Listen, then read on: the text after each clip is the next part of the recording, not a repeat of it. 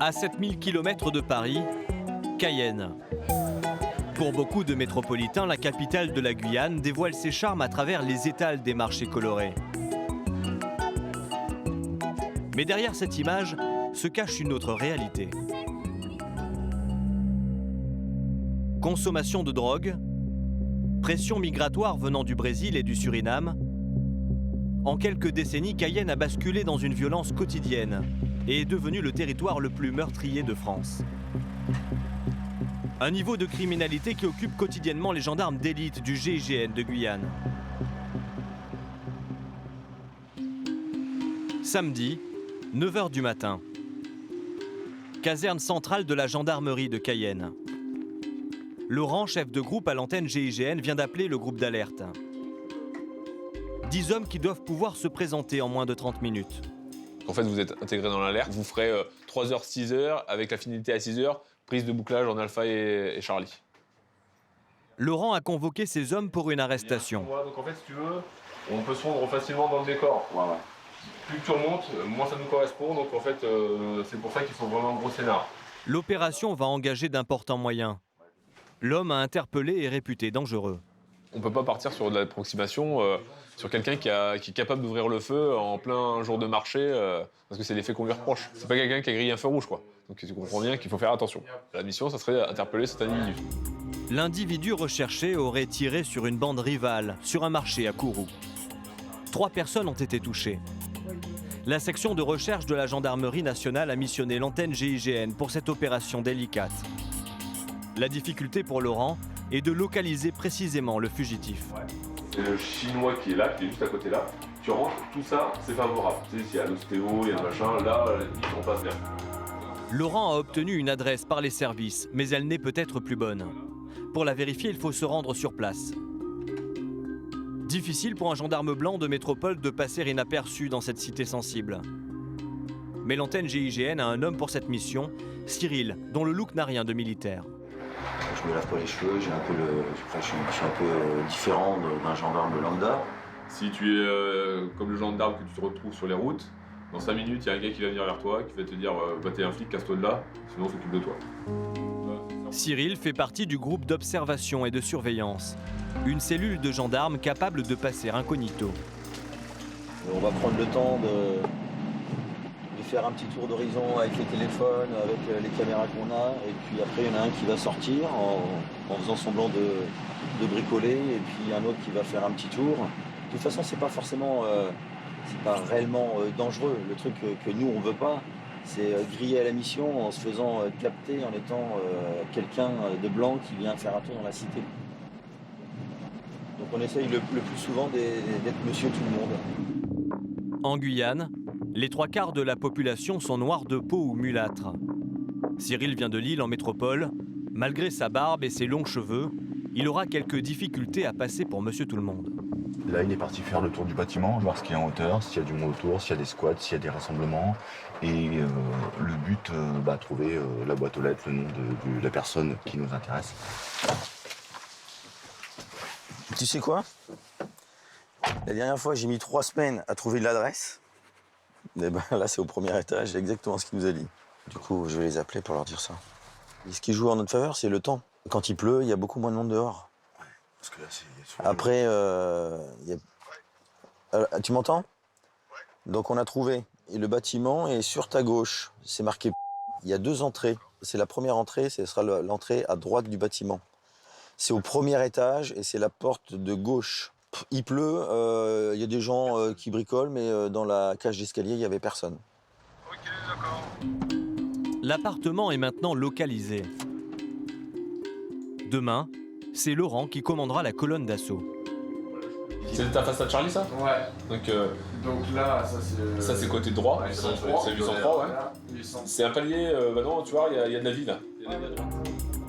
En tant que chef de groupe, il doit envisager tous les scénarios. Donc là, on va revenir, on va redescendre. Tu vois, il y a un parapluie là. Tu veux? Et observer les moindres détails. Et là, il y a une fenêtre ouverte avec une picolette là. Comme la présence d'un oiseau dans une cage.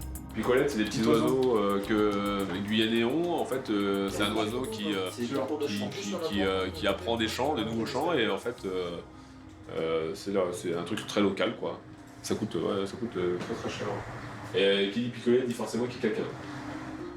La picolette, le petit oiseau local sur la terrasse de l'appartement, indique une présence.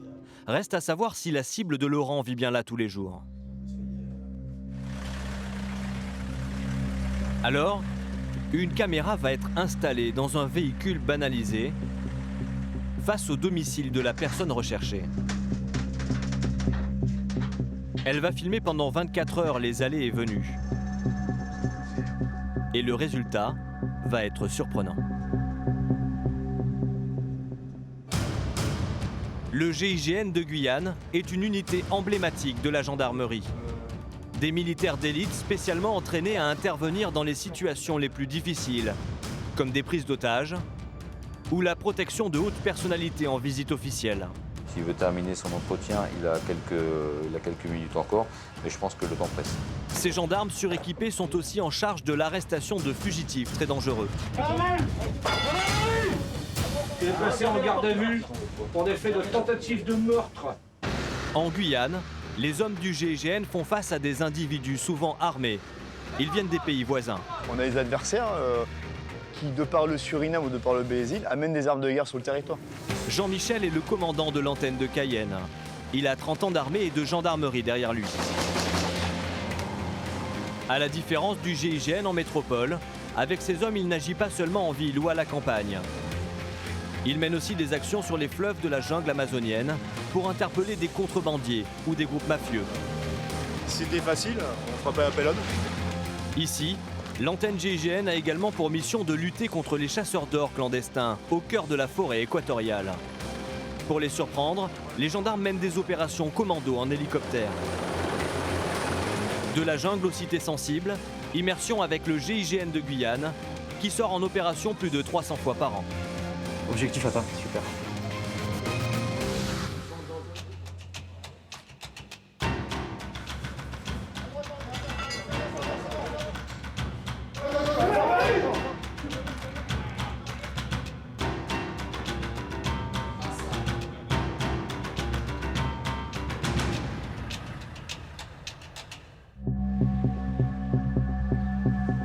Retour à la caserne centrale de la gendarmerie de Cayenne. Depuis 24 heures, le groupe d'alerte de l'antenne GIGN est activé. Les gendarmes doivent arrêter un individu armé et dangereux. Un homme qui aurait tiré un jour de marché sur une bande rivale. Depuis la veille, une caméra a filmé en continu le domicile présumé de l'individu à interpeller. Il faut maintenant récupérer les images pour vérifier qu'il habite bien là. Mais l'exercice n'est pas facile. Si les gendarmes se font repérer, la cible pourrait s'enfuir. Du coup, moi je me mets en place en premier, je prends la température, à mon verre engagement, vous arrivez. Si on utilise le véhicule en masque, je te l'annoncerai sur la conf. Et puis dès que c'est bon, après, si mettons moi je te donne le verre, toi tu descends, tu changes et puis voilà.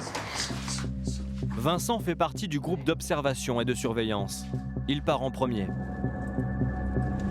Pour récupérer une caméra, un dimanche en plein jour dans une cité sensible, c'est l'homme qu'il faut. Il a un bon gabarit. J'appuie tant au niveau physique, si ça part à la maillotche ou quoi qu'est-ce, que sur une exfiltration, que sur juste leur regard, l'observation. J'installe un dispositif sécurisé et quand je leur dis top c'est bon, vous pouvez venir, bah du coup eux ils me font 100% confiance quoi. Vous pouvez peut-être l'apaiser parce que j'ai peur pour les fenêtres en haut là.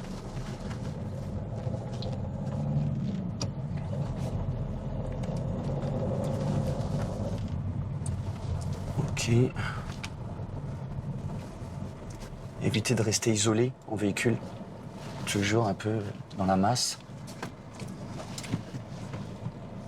Ok. Bon, c'est bon, là, je suis arrivé. Ouais.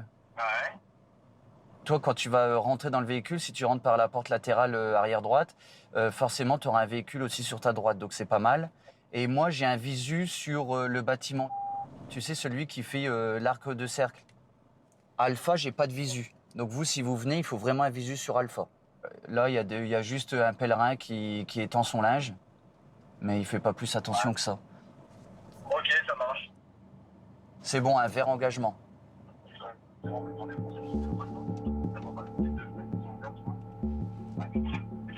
Le but, c'est juste de récupérer la clé USB qui a filmé pendant 24 heures. Il y a toutes les données vidéo des entrées et sorties sur le bâtiment en espérant avoir filmé la target, quoi, l'individu qu'on veut interpeller. Répète, Nounours. Ouais. Toujours vert. Sur. Ok. Vous partez, moi j'attends 5 minutes. Et puis je quitte après, ouais. Yes. Ouais. Moi je reste pour voir si ça n'a pas attiré l'attention, le fait qu'on aille dans le véhicule. Et puis pas non plus faire, quand t'as un véhicule qui s'en va, il y en a tout de suite 2-3 qui s'en vont aussi en même temps, quoi. Ils pourraient nous relier.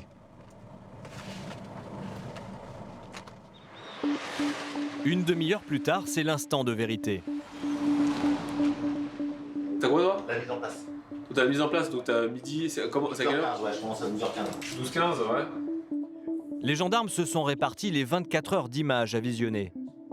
Il ne faut rien laisser passer. Donc en gros, ils font le travail de fourmi là, et moi je le synthétise. Donc du coup, on a dit midi, minuit et minuit, midi aussi. 6h, là, le seul truc que j'ai, c'est un aller-venu à 4h21. Ah, toi tu termines à 6h, c'est ça? Ouais. Ok. Laurent et son équipe vont aller d'espoir Ouais, tu l'as même mieux. en désillusion. Bah, ça fait plus. Ouais, non, c'est pas lui. 12,55, homme, âge mûr. Âge mûr, sort, ok. Attends, je finis juste ma ligne. Moi, j'ai une femme qui sort, là. Ouais. 5,56. Et enfin, un homme ressemble au suspect. Attends, vas-y, fais voir. Tu vois? Ah. Alors attends, il est tranquillou.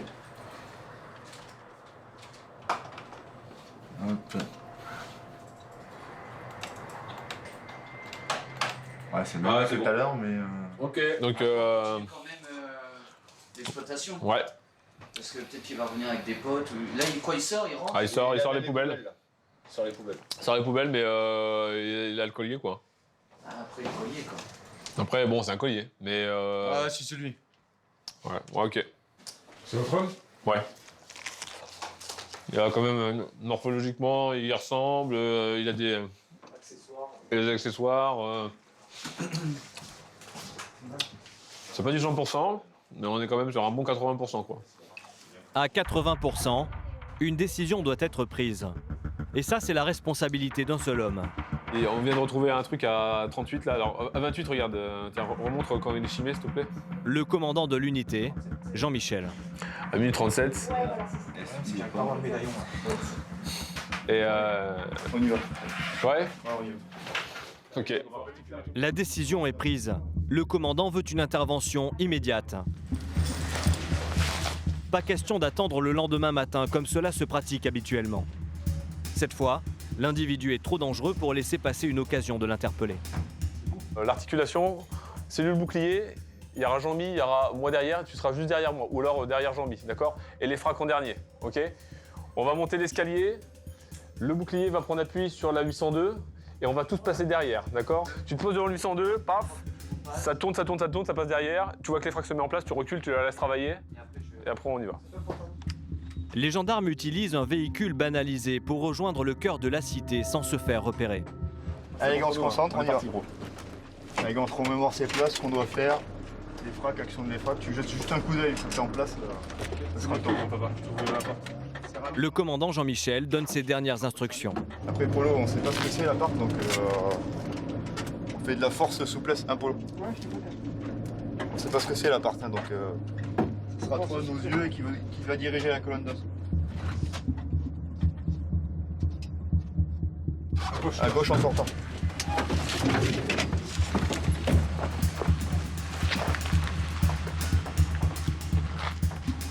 Lors d'un assaut, l'ouverture de porte est un moment clé. Il faut que ce soit rapide et efficace pour que l'individu à interpeller ne puisse pas réagir. Les gendarmes du GIGN de Guyane sont équipés pour ouvrir n'importe quel type d'accès.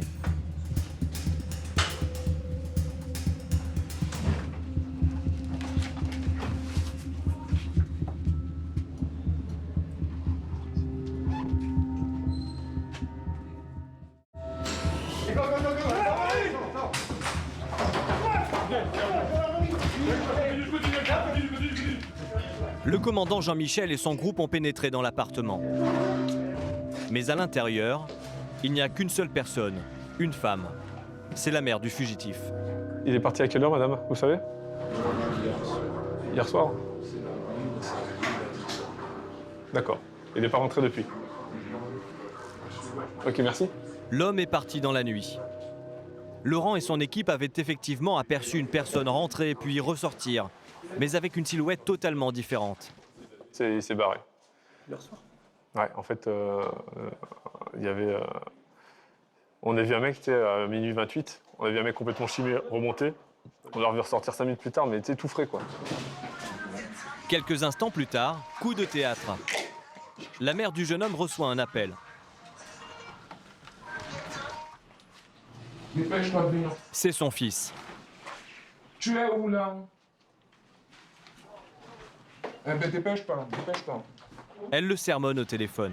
Tu devais aller auditionner. Mais pourquoi tu n'as pas été auditionné? L'enquêteur de la brigade de recherche prend le relais. Il veut profiter de cet appel pour le convaincre de se rendre. On veut te voir, d'accord? Parce qu'on a des choses à te demander. Ok? Donc là, on va pas bien conscience, donc tu le fais rapidement. Donc à 17h30, tu te pointes là-bas à la Madeleine, d'accord? C'est dans ton intérêt, hein? Eh justement, donc dépêche-toi. Ok? Je t'attends là-bas, moi. L'enquêteur pense avoir persuadé l'individu. La permission? La Madeleine? Ouais, on va aller à la Madeleine, ouais. Vous allez venir avec nous là-bas? Lolo, on relève le discours. Les gendarmes le savent. Sous la pression des familles, il arrive qu'un fugitif se rende. On a réussi à avoir le contact téléphonique. Il y a eu une discussion qui s'est engagée avec les enquêteurs. Et très souvent, comme ici, des fois, la négociation peut faire qu'ils viennent se rendre. Effectivement, 2 heures plus tard, le jeune homme de 19 ans s'est rendu et a pu être auditionné. Niant son implication dans les tirs, il a été relâché en attendant la poursuite des investigations. Lors des phases d'assaut, la maîtrise du tir est fondamentale. Pas une semaine sans que les hommes du GIGN de Guyane s'entraînent.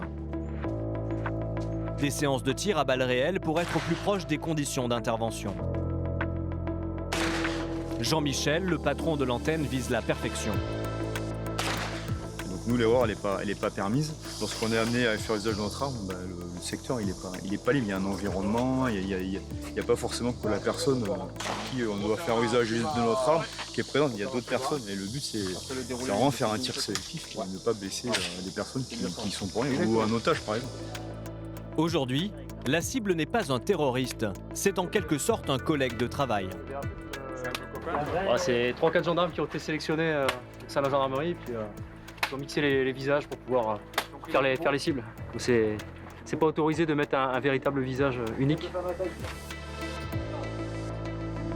Jean-Michel est un expert en tir. Aucun détail n'échappe à sa vigilance. Il a été plusieurs fois garde du corps, notamment dans des ambassades. C'est venu carrément désépauler, et plutôt que faire un changement de main. Et là, du coup, tu gardes ton épaule. Là, j'ai changé d'épaule, mais j'ai pas changé de main. T'as pas changé de main, ouais, tu aurais dû changer de main. Il faut que les gars ils respectent une ligne parce qu'il y a quand même ce bouclier balistique qui est censé arrêter tout type de calibre. Donc si le gars il sort du bouclier, il sera plus confortable pour acquérir la cible, c'est qu'il s'expose. Donc le but c'est de trouver le compromis entre s'exposer le moins et avoir des tirs efficaces. Gauche. Alors que le groupe d'alerte s'entraîne, d'autres gendarmes de l'antenne GIGN sont envoyés en forêt. Pour une des priorités opérationnelles en Guyane, la lutte contre l'orpaillage illégal.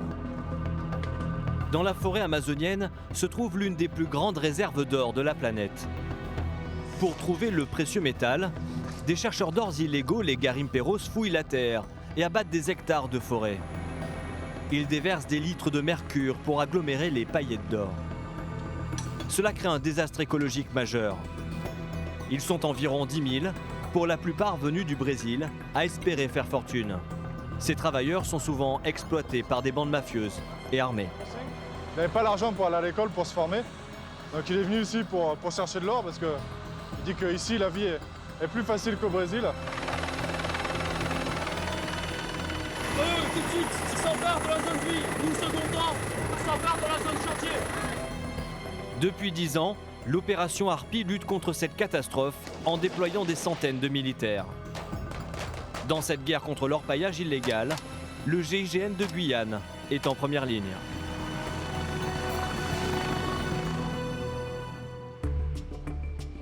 À la base aérienne de Cayenne, une importante mission commando se prépare. Une spécialité de l'antenne GIGN, des opérations coup de poing contre les orpailleurs.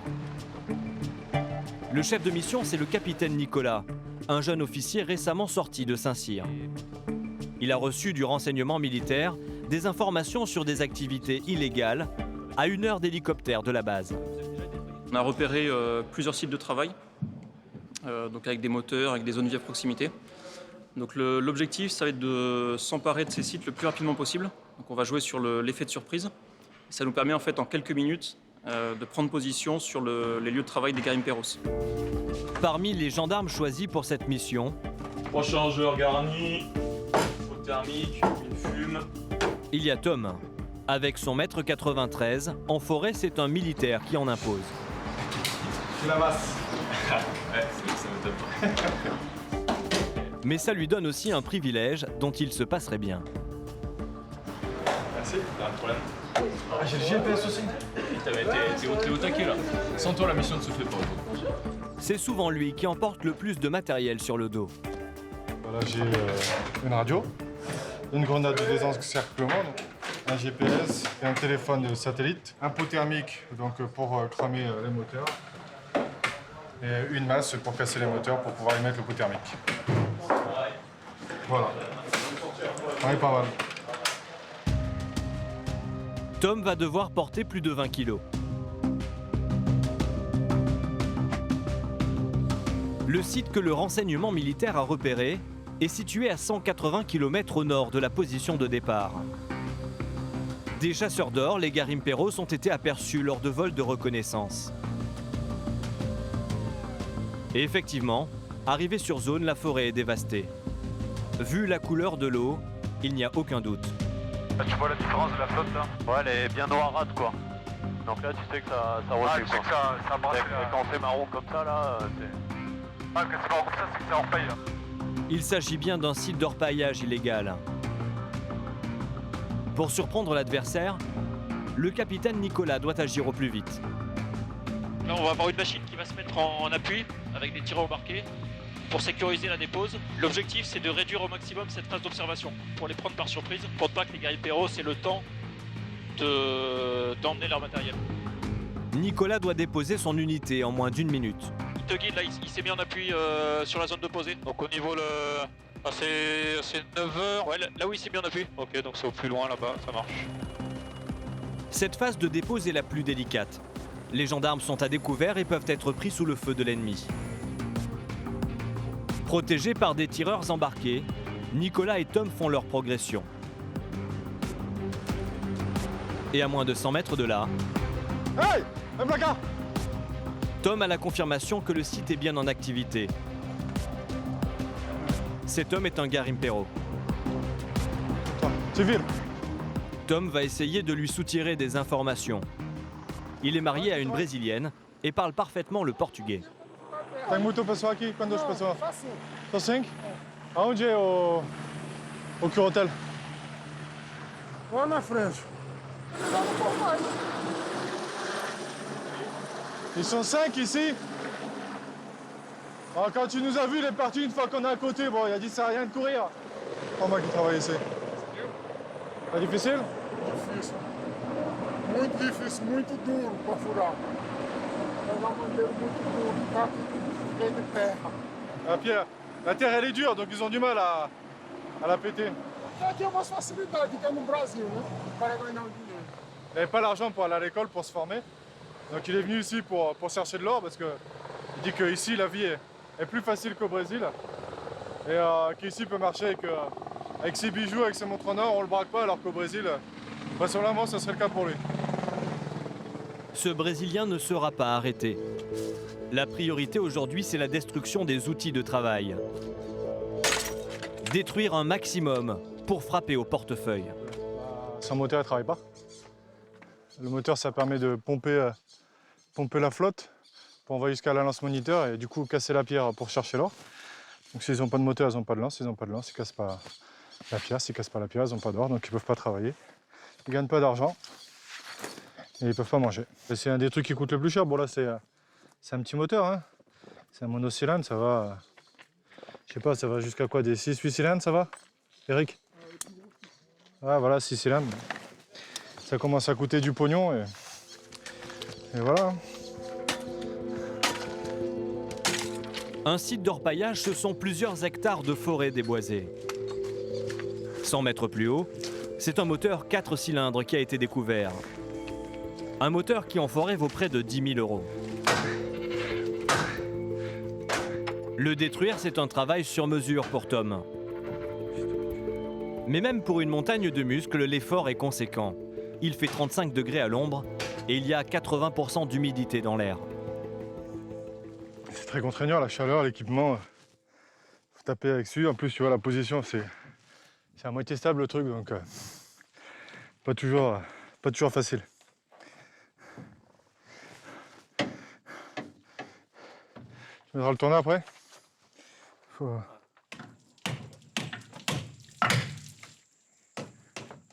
Tu vois, au milieu, tu as le tuyonneur là, tu as la lance au bout. En fait, ils viennent casser la terre avec la puissance de l'eau. Cette terre est récupérée et mise sur les tables de levée. C'est pareil, on fout de la flotte pour que la terre et la poussière passent dans les tapis. Et c'est de là qu'ils sortent l'or. Les moteurs des Garimperos sont conçus pour résister aux conditions extrêmes de la forêt équatoriale. Et donc très difficiles à détruire. Ah mais c'est soudé là, gros. Regarde. Là, faut le faire carrément en dessous du rail. Ah putain, par contre, est-ce qu'on va pas le foutre à la baille comme ça là? Dans la jungle, les chercheurs d'or sont capables de réparer n'importe quel moteur. Alors, pour les détruire totalement, Tom utilise ce qu'on appelle un pot thermique. Je mets en place le pot thermique, qui est un moyen pyrotechnique qui va permettre déjà la mise à feu de l'ensemble. En fait, c'est une source de chaleur en fait, qui va couler et qui va souder tout le vilebrequin. Et en fait, le moteur, il est mort, quoi. Il ne peut plus tourner, il ne peut plus rien faire avec. Le pot thermique va dégager plus de 2000 degrés. Vous voulez que je mette les tuyaux sur le moteur, du coup? Tout ce qui traîne autour du chantier est ajouté. Chaque bout de tuyau pourrait être réutilisé par les Garimperos. Attention, mise à feu. Chaque année, les gendarmes détruisent des dizaines de sites et des centaines de moteurs. Mais avec 1 kilo d'or qui vaut 35 000 €, cela s'apparente parfois à donner des coups d'épée dans l'eau. Tu vois le nombre de sites qu'il y a et le nombre d'opérations qu'on fait. Même si tu vois qu'une fois par an, je pense que où tu casses tout, je pense que ça reste quand même rentable pour eux.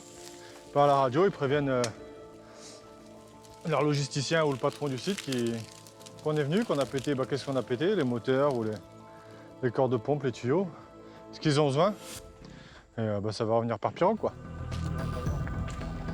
L'orpaillage illégal en Guyane générerait 350 millions d'euros de revenus par an. Un moteur de détruit, c'est immédiatement un autre moteur en route. Les fleuves sont les principaux axes qui permettent l'approvisionnement des Garimperos. À l'est, l'Oyapock et l'Aprouag sont empruntés par les Brésiliens. À l'ouest, le Maroni et la Mana par les Surinamais. Autant de zones de trafic à contrôler. Retour à Cayenne. Dans quelques heures, Laurent va partir pour une mission sur le fleuve Mana. Il va tenter d'arrêter des pirogues brésiliennes qui approvisionnent les sites d'orpaillage. Faut penser à prendre tout, à savoir de l'armement, de quoi se changer, de quoi dormir, de quoi se laver, de quoi manger, de quoi se protéger de la pluie, de quoi se secourir, de quoi s'orienter, de quoi couper des arbres, de quoi s'éclairer. Et il faut que tout ça, ça tienne là-dedans. Ça va, c'est une mission pirogue, c'est la pirogue qui porte. Mais Laurent apprend que les pirogues utiles pour la mission ne sont pas toutes en état de fonctionnement. Ouais, mais je peux pas partir en mission avec des spéculations, quoi. L'une des pirogues a été accidentée. Le moteur de 150 chevaux est cassé. Je peux pas miser sur le fait qu'il y a peut-être des pirogues, quoi. Laurent doit réagir. C'est un truc de dingue, il y a toujours une couille. L'une des deux pirogues qu'on devait utiliser vient de se foutre en l'air. Bon, il n'y a pas de problème pour les piroguiers, mais bon, même eux, ils ont pris un coup de pression, là. Donc là, ils ne peuvent pas remonter en pirogue pour aujourd'hui. Et après, c'est les moyens. On a plus qu'une seule pirogue, donc il faut vite qu'on récupère un autre moteur, enlever le moteur 150. Donc ça ne s'enlève pas comme ça, le moteur 150. Donc il faut vite qu'on récupère d'autres moyens, et voilà. Donc là, ton gars, il peut faire quoi? Il peut juste déposer 85 pour qu'ensuite nous, En quelques minutes, Laurent appelle plusieurs contacts et il trouve une solution. Un nouveau moteur, un peu moins puissant, mais il fonctionne. C'est ça la vraie mission, c'est parer aux soucis. Parce que autrement, c'est trop facile. Hein. Donc ouais, on va faire monter un autre moteur qui a été testé, on va déboulonner le 150, et puis voilà, on va se réadapter, quoi. Alors, si on s'arrête au moindre problème mécanique, on fait aucune mission, quoi, ici. Hein. Donc il n'y a pas de problème. Laurent et ses hommes partent à 3 heures de route de Cayenne. À 150 km au nord-ouest de la capitale, l'armée a installé une base permanente. Ici, militaires et gendarmes travaillent conjointement pour contrôler cette zone de trafic. Sur les fleuves, la menace est souvent difficile à évaluer. Qui est un paisible voyageur? Qui est un trafiquant? Pour Laurent et ses hommes, la seule manière de le savoir, c'est de les contrôler systématiquement. Gendarmerie nationale, bonjour messieurs. Oui. Vous venez d'où là? Délices. Délices. D'accord, ok. Vous y êtes pourquoi? Mon frère a un site là, sur Délices et il attend le permis pour travailler. Sur cette embarcation, 3 Guyanais, apparemment sans histoire. Rien de suspect dans leur bidon. Mais Laurent le sait parfaitement, ce type d'intervention permet parfois de recueillir du renseignement. Ils sont à Tamanoir ou ils sont passés? Ils sont à Tamanoir. Nous, on dort un peu plus bas. On est passé, on a vu les pirogues à côté. Ils étaient quand vous êtes partis là ce matin? Ouais. Donc c'est les Garim? Les Brésiliens? Les Brésiliens, ouais. Avec, ils ont quoi comme motorisation? Je sais pas. Ah, des machines. Ah, c'est une 85. C'est bon. Nous, c'est une 85, ouais. Mais eux, ils ont quoi? Ah, 85. D'accord. Donc à Tamanoir, il y a 2 pirogues. Oui. 2 pirogues de Brésiliens à 1 heure de navigation, ce sont sans doute des trafiquants. Tous les gens qu'on rencontre, c'est forcément des sources de renseignement. Qu'elles soient fausses ou vraies, il y a toujours un petit élément à récupérer. Et puis voilà, donc là c'est intéressant parce qu'il nous confirme la présence de 2 pirogues.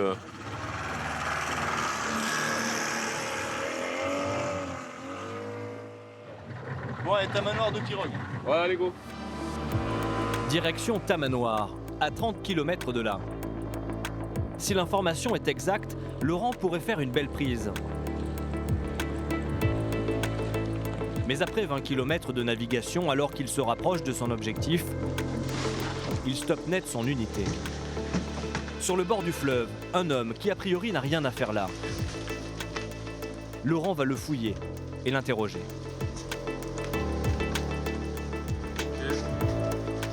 Il ne parle pas portugais, mais dans son équipe, il y a un lusophone, Cédric. Cédric! Ouais, viens. Un atout précieux pour comprendre les garimperos. Et l'interrogatoire du Brésilien va surprendre. Il y aurait des quads à proximité, ce qui veut dire qu'un site d'orpaillage est tout près. Aí eu ficar puxando o olho nas costas para ganhar dinheiro. Alors là, pour l'instant, il m'a dit que ces affaires ont été brûlées il y a 1 mois à peu près par des policiers ou des gendarmes. Il va être récupéré par un canoë ce matin. Par rapport aux traces de quads, il dit que c'est des quads qui travaillent sur un site qui est dans cette direction à 2 heures de marche. Ouais. Et puis les quads sont à l'aube ce matin. Ils étaient là à l'aube ce matin. En permanence, le renseignement militaire compile toutes les données recueillies sur le terrain. La présence de sites d'orpaillage à proximité de la position des gendarmes est confirmée sur leur GPS. On a des points qui sont répertoriés. Sur la carte, il y a... Donc on va confirmer s'ils sont encore existants, s'ils sont encore actifs, s'il y a encore de la vie. Et là c'est 1 km, donc déjà... Ouais, les premiers points à 700 mètres. Donc là, ok, on est dimensionné pour ça. 700 mètres, c'est bon. Pour Laurent, la mission Pirogue se transforme en opération d'infiltration. Une longue traque commence au cœur de la jungle. C'est pas à 700 mètres dans la rue, rien à voir. En fait, c'est comme dans les routes de Corse, il faut mieux donner un temps qu'une distance. Et ben c'est pareil. Des fois, tu peux faire du 100 mètres par heure. Ça fout les boules, hein, 100 mètres par heure. Et puis des fois, les trottoirs, ils ressemblent à ça.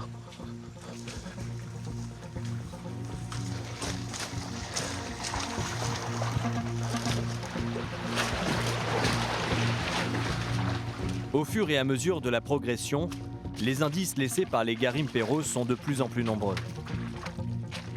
Regarde, il y a le passage là. Hein? Là, tu vois que ça a été frotté là. Puis c'est bien plat. On a une piste avec des traces fraîches. On a un renseignement sur un garimpe hein, qui nous dit qu'il y a un site à 2 heures. Mais là, le but pour nous, c'est vraiment de mettre des coups de sonde et d'être sur le cours d'eau principal.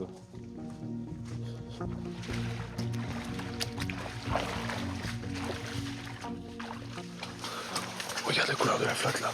Ouais. Ah, ça doit dire quelque chose ça. Bah, regarde cette couleur. Regarde cette couleur. Et ça veut dire qu'ils se servent de ce cours d'eau certainement pour repayer. Effectivement, quelques centaines de mètres plus loin, les gendarmes arrêtent un autre garimpero. Ils sont à plus d'1 heure de marche du fleuve. Le Brésilien est fouillé dans le plus grand silence. Un village est peut-être à proximité.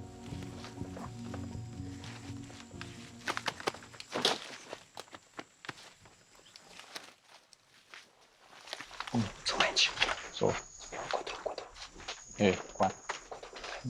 200 mains quad. D'accord. 200 mains quad, 1 heure de marche. 1 heure de marche pour aller jusqu'au Dégrade ou parce qu'on a déjà fait une demi-heure quoi? Ouais, 1 heure, non? Ah non, ok. Voilà, chez karaté. Sim. Vai, e aí sobe uma montanha. Ouais, c'est un petit peu vallonné. C'est pas de gendarme. C'est la première fois. Fais là. Ok. Il n'est pas très content de nous emmener, mais voilà quoi.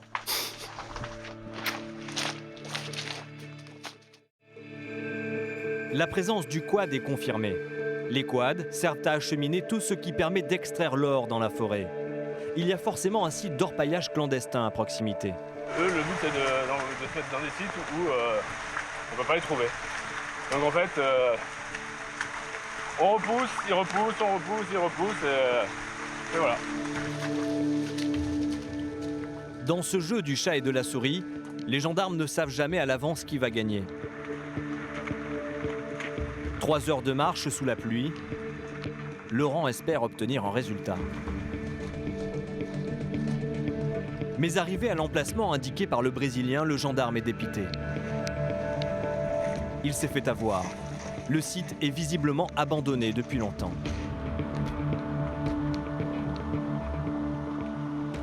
Là, voilà, des fois on perd, des fois on gagne. Celle-là, on a essayé de rebondir sur des éléments qu'on avait en cours de chemin, et puis des fois, ça mène à rien. Il faut savoir que ça arrive, et puis c'est pas pour autant qu'on va lâcher le truc, hein. Mais bon, on est reparti même ce soir, d'ailleurs, on est reparti. En réalité, ce site délaissé par les orpailleurs traduit le succès croissant des opérations de gendarmerie. Les militaires gagnent petit à petit la bataille sur le terrain.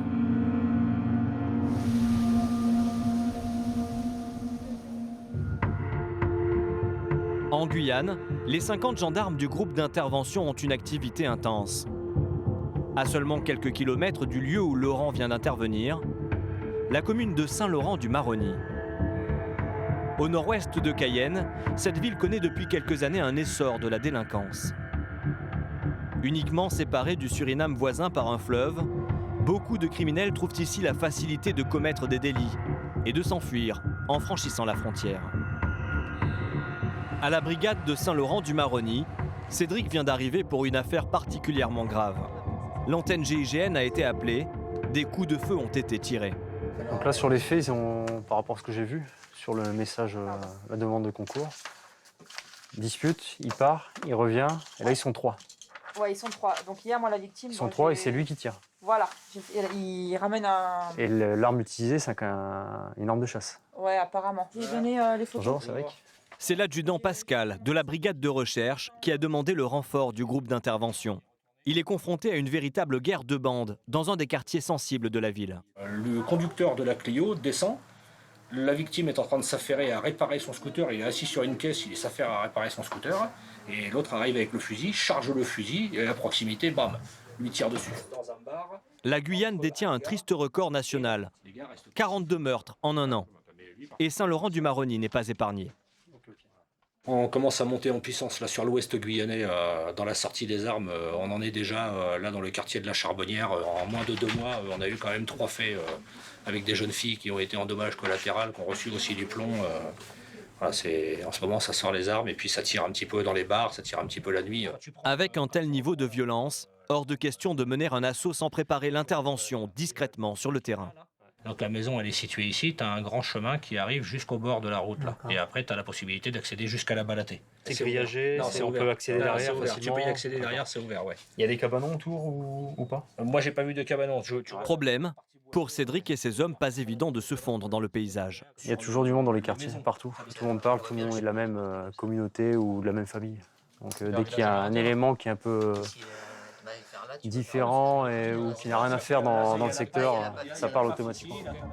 Le quartier de la Charbonnière est un quartier Bushinangé.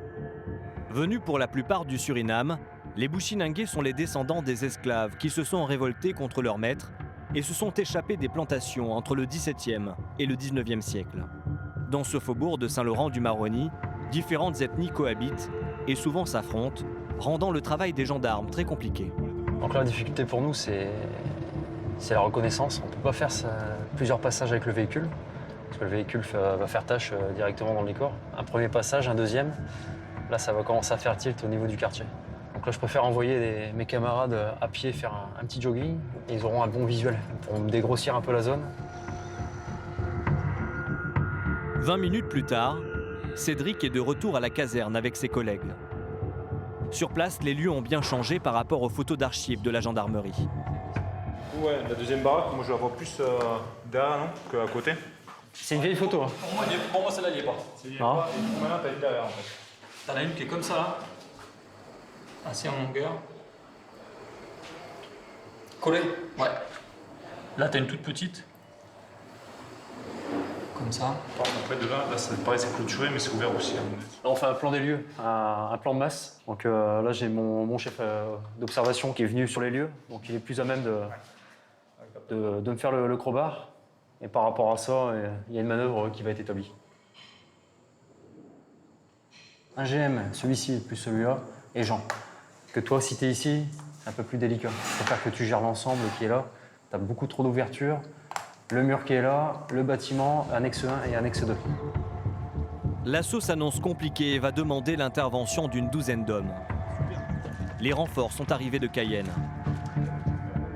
Dans quelques heures, Cédric conduira sa colonne. Ouais, on dort sur la terrasse quand on vient à Saint-Laurent. Habituellement, on dort ici, on installe les hamacs. Juste le temps provisoire et puis pouvoir faire l'opération demain matin. Comme ça, on se donne rendez-vous avec les enquêteurs et les personnels qui sont en renfort directement ici pour faire le brief. C'est un gain de temps pour nous. C'est pas mal nos chambres là. Il n'y a qu'ici on fait ça. On s'installe rapidement, n'importe où. Et on est autonome et voilà, on n'a pas besoin de faire des réservations sur des logements, tout ça. C'est la partie super du boulot quoi. C'est pas ce qu'on va faire le lendemain, mais voilà, on est dans un cadre un peu atypique. Ça change la métropole, quoi. Même au bout du monde, une arrestation domiciliaire se fait dans le cadre strict de la législation française. Hors de question, sauf circonstances particulières, d'interpeller à n'importe quelle heure. Cédric de David pour TX.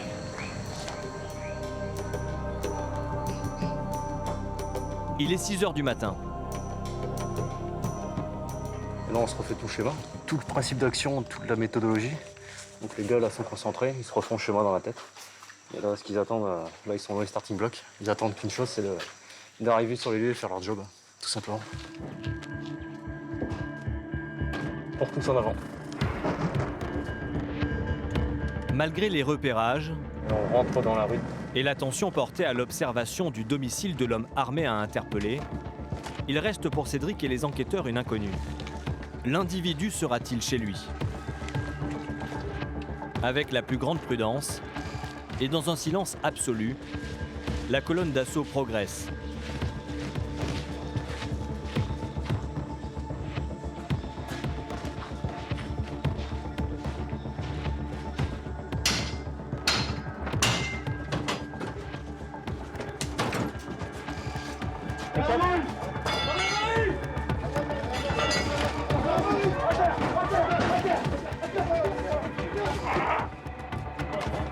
Le présumé tireur est bel et bien présent. C'est lui qui est couché sur le divan. Il vient d'être menotté. La femme qui hurle à ses côtés est sa mère. C'est l'homme que vous cherchez? Ouais. A confirmé avec les enquêteurs. Donc pour l'instant, l'identité correspond. Mettez-lui un loup. En mettant un loup, un masque sur les yeux de l'interpellé, les gendarmes cherchent à le déstabiliser. Une manière d'obtenir plus facilement des renseignements. Je dis prendre un ascendant psychologique, le mettre dans une situation d'inconfort et puis permettre aux enquêteurs de commencer leur travail dans de meilleures conditions. La garde à vue est limitée dans le temps et demande un rappel des droits extrêmement précis. Une simple erreur de la part de l'adjudant pourrait compromettre la suite de la détention. C'est la brigade des recherches de Saint-Laurent. À côté de 7 h, là, 6h10, tu es placé en garde à vue pour des faits de tentative de meurtre commis à 6 h du matin dans le quartier de la Charbonnière. T'as bien compris ce que je viens de te dire? D'accord. Tu as le droit d'avoir un avocat. Est-ce que tu veux avoir un avocat? Tu veux voir un médecin ou pas? T'es malade? T'as des problèmes de santé? Non? Ok. Dans la pièce voisine, les gendarmes font une découverte surprenante. Un fusil de calibre 12. Le père de l'interpellé affirme qu'il est à lui, sans vraiment en mesurer les conséquences. On n'a pas le droit de même avoir ça chez soi, c'est interdit. Voilà, sauf s'il est déclaré. Si l'arme elle est déclarée, qu'il y a un papier qui autorise. Mais ça fait longtemps que... de cette arme. Ça fait longtemps que j'ai jamais fusil là, j'ai jamais utilisé. Non, mais peu importe que ça fasse longtemps ou pas longtemps, c'est-à-dire que moi ça peut faire longtemps que je conduis mais j'ai pas le permis. D'accord ? Pour cet homme, l'arme servirait à assurer la protection de sa famille. Dans le quartier, on a le coup de fusil facile. Moi-même, je sors pas. Parce que la victime, il m'envoie une commission que le jour qu'il va me voir, il va tirer là-dessus. Et comme ça, je sors pas, je suis à la maison avec ma famille tous. Mais je prends une décision sur moi. S'ils sont rentrés chez moi, je ne sais pas qu'est-ce qui se passe. On a peut-être évité un drame entre deux familles là aujourd'hui. Ça va déjà apaiser quelques tensions qu'il pourrait y avoir avec la famille de la victime qui voulait impérativement en découdre et en venir aux armes aussi. La suite là pour nous, ça va être la phase perquisition hein, pour essayer de découvrir éventuellement des objets qui pourraient nous intéresser, et peut-être dans d'autres faits aussi. Et puis la phase enquête, la phase garde à vue hein, de l'individu qui puisse au moins s'expliquer sur les faits qui lui sont reprochés. Il peut peut-être avoir une explication plausible. Hein. 1 mois et demi plus tard, le jeune homme interpellé passera au tribunal de Cayenne. Les faits qui lui sont reprochés entraîneront une condamnation à 4 ans de prison. C'était la 3e interpellation de Cédric cette semaine. Il n'en avait parlé à personne, Mais il craignait un échec. L'absence du tireur présumé à son domicile.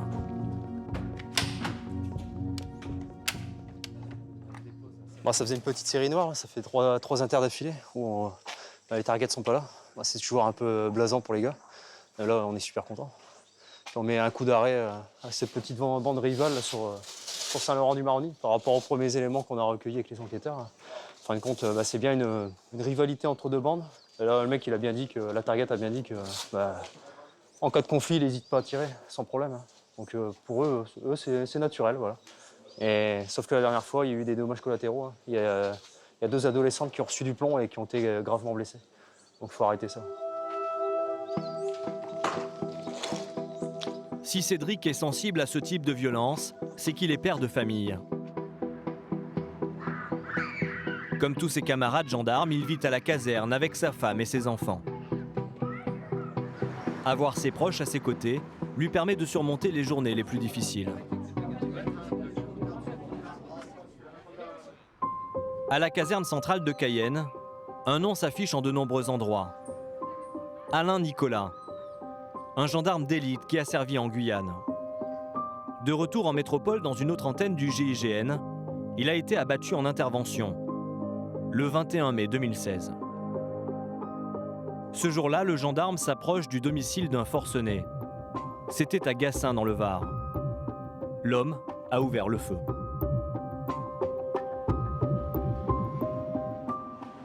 Jean-Michel a été son commandant, ils étaient devenus très proches. Chaque année, à cette date, il lui rend hommage. Ouais, il y a plein de souvenirs qui reviennent en mémoire, des inters en commun, et puis on s'est tous retrouvés à Orange pour son enterrement. C'est des souvenirs, mais voilà, qui sont pas négatifs, ça reste des bons souvenirs. C'était un mec de très vivant, joyeux, qui positivait toujours, donc voilà, et du coup, on garde son esprit, c'est important. Ce type d'hommage pourrait se faire entre gendarmes, au garde à vous, le doigt sur la couture du pantalon. Mais Jean-Michel, le commandant, préfère que cette journée de souvenirs se fasse plus simplement, dans la bonne humeur et en famille. On fait venir les familles, parce qu'on est une grande famille, quoi. Quand les gars ils partent en inter, les familles elles sont là, et on vit tous dans la même caserne, donc on est amené à se rencontrer en permanence. Parce que par exemple, quand il y a un coup dur, comme est arrivé à notre ami Alain, voilà, après il faut aller voir la famille, et donc c'est là que toute la cohésion se fait. Et si la cohésion on arrive à la faire avant qu'il y ait un événement grave, c'est parfait. Donc merci à tous pour votre présence. Nous allons procéder à une petite remise de gerbes sur le bâtiment qu'on avait baptisé au nom d'Alain. À l'issue du dépôt de gerbes, je demanderai juste de garder le silence pendant une minute.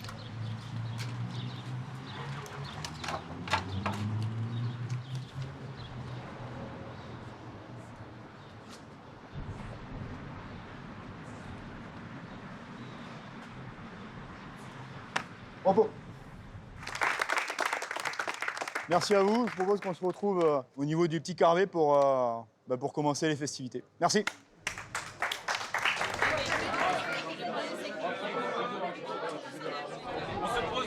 On voit. Ouais, d'accord.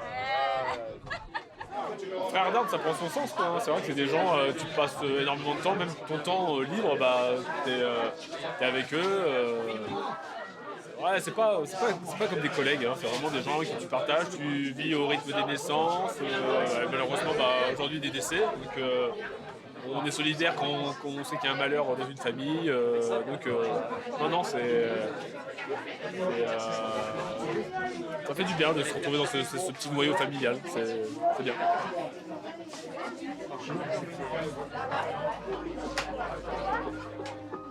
Ces 3 dernières années, 34 gendarmes ont perdu la vie en service sur le territoire français. L'un d'entre eux est décédé en Guyane. Dans ce département, qui est l'un des plus criminogènes de notre pays, l'antenne du GIGN est particulièrement sollicitée. Entre interpellations d'individus dangereux, transfert de détenus ou lutte contre leur paillage clandestin, ces 50 gendarmes d'élite effectuent plus de 300 opérations par an.